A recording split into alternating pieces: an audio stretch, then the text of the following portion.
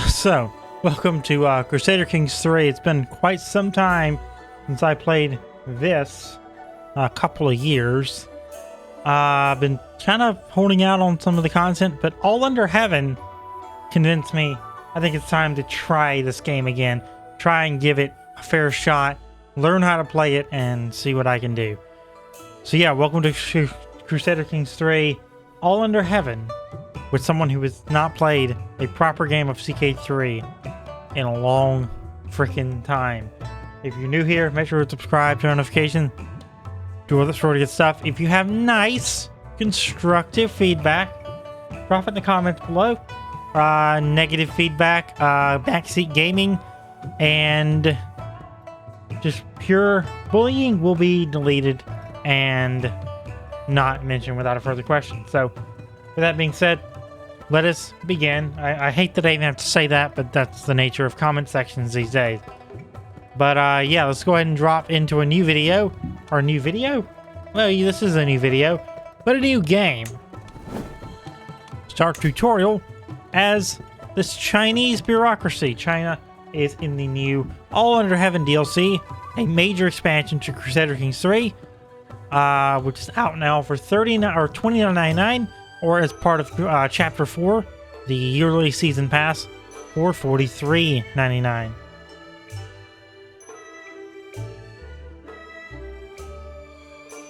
So let us begin. Start tutorial.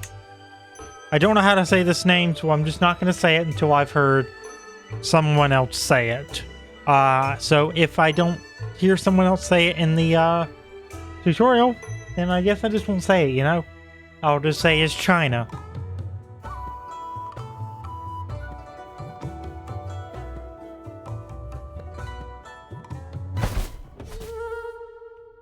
Welcome to Crusader Kings 3. You are a young scholar in China. Your station is humble, yet full of promise. Through learning, cunning, and meritorious conduct, you may rise to the imperial ranks. Though your life is fleeting, your heirs can carry the name of your house to lasting glory. Under the Song Dynasty's stable rule, the imperial examinations offer a path to governorship, and perhaps to the imperial throne itself. Use the WAS and D keys to move the camera across the map. You can also move the cursor to the edge of the screen, pan. Pressing the home key on your keyboard takes you back to your home in Zhengdu.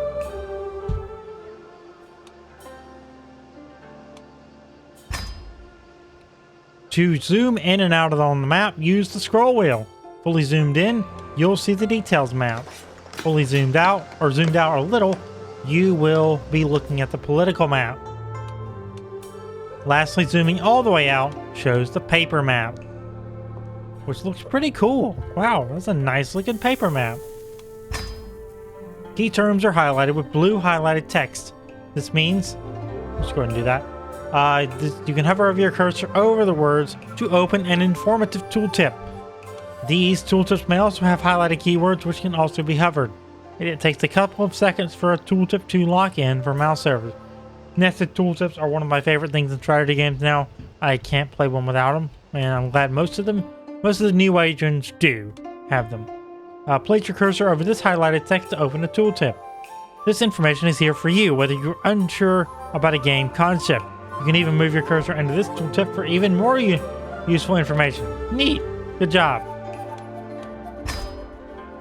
You play as Gentleman That, one of many characters in this world, represented by character avatars. You are an aspiring bureaucrat in the hegemony of Song. So they're kind of giving you a little bit of the UI at a time. That's nice. Drip feed it. This is where you'll see yourself and your closest family. On the right, you can see your player heir, who you will play as when your current character dies. Your player heir and half-brother, 11 years old.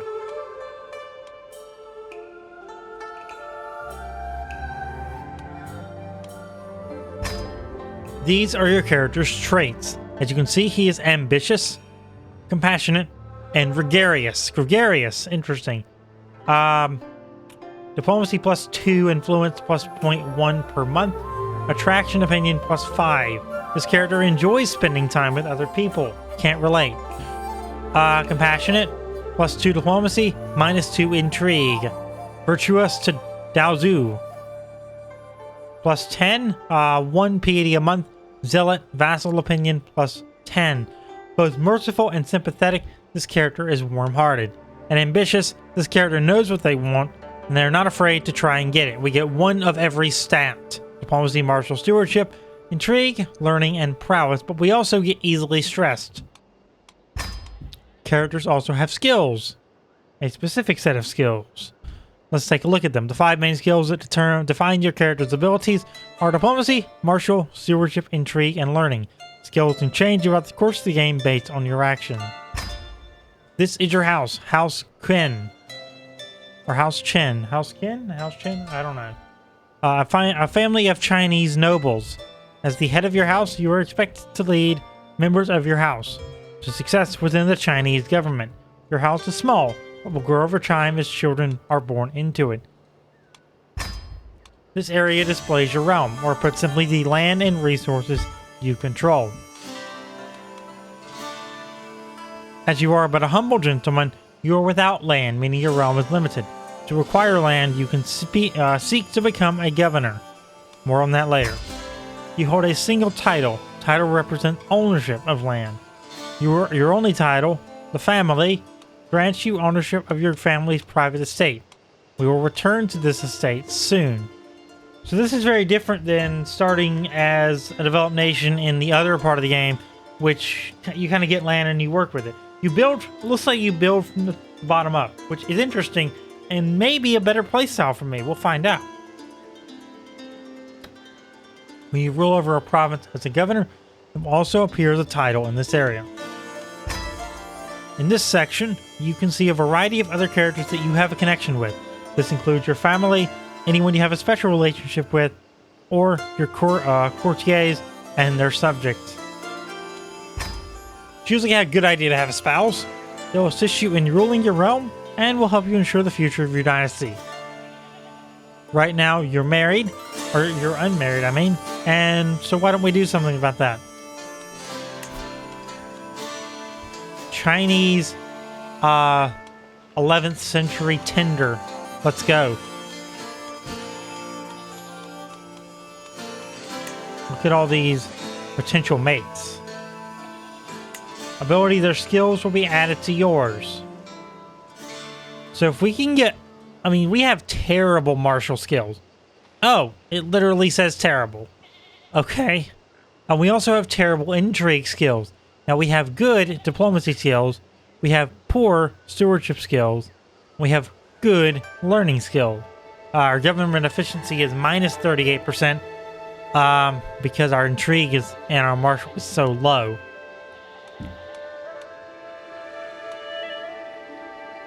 I like this girl, but she is, I think, does that mean she's 34 years old? Yeah, it does. Much older than I. Oh, okay. We're not going to marry a 0-year-old. We're going to marry someone more our age.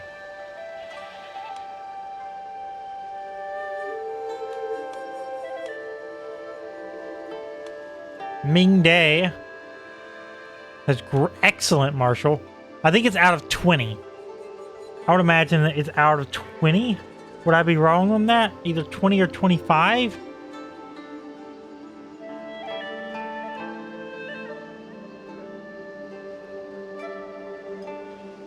What's your trait? Compassionate, shy, and impatient. The shy would offset our gregarious trait. I don't like the impatient. I can't say I like the impatient.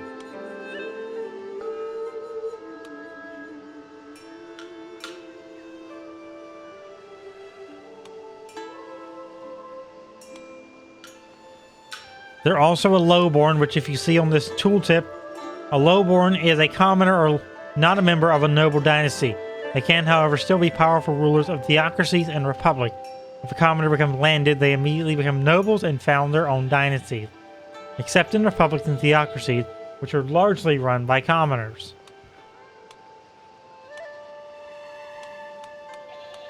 Can we get rid of lowborns? Like, not have a lowborn?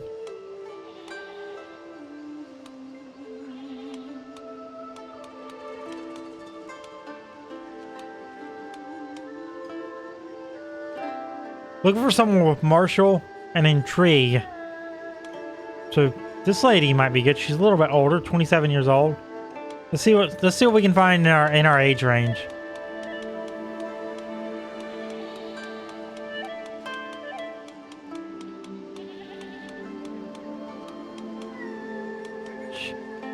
Okay, she has 0. Okay. I don't mind this. An average intrigue. She's part of House Guo. House Heads Guo Sugong. Patient, paranoid. Chaste.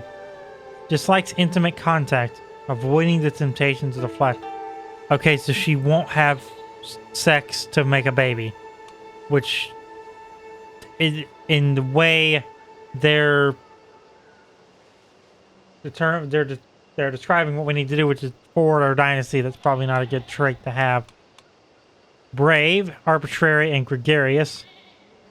14, 16, 5. I wouldn't even mind this one. That's really good. Part of House Zong. We have a 45% or a plus 45 to accept.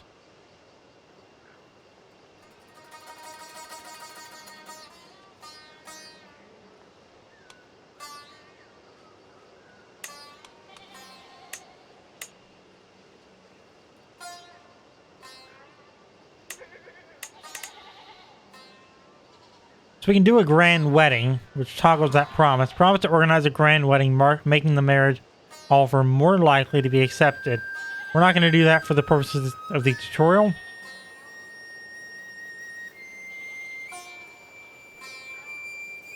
We don't need to spend influence because, well, it's already going to happen. Or has a high chance of happening anyway. So send proposal. To the benign, I accept your marriage proposal. You will be joined with my acquaintance, Zhang Huihui, in matrimony. May you bring one another happiness and fulfillment. Signed, Prefect Zhang Wenbing of Guangzhou. Excellent. Congratulations on getting married. If there are no other living members of your dynasty left after your character dies, you lose the game. Having a spouse can help you prevent this. Your liege is Son of Heaven, the Empire of China. One of the ways you can interact with him is by right-clicking him. I don't know if he accepts... I don't know if people want them to be right-clicked, but I'll do it. Good job, you can interact with most characters by right-clicking them. Perhaps you would like to seduce your spouse or educate your younger siblings? Next, let's look at the bar in the top right of the screen. Here you'll find a number of resources which can be used to interact with the world in various ways. Gold is a measure of your personal wealth and can be used to pay for a number of things, including buildings, armies, and bribes.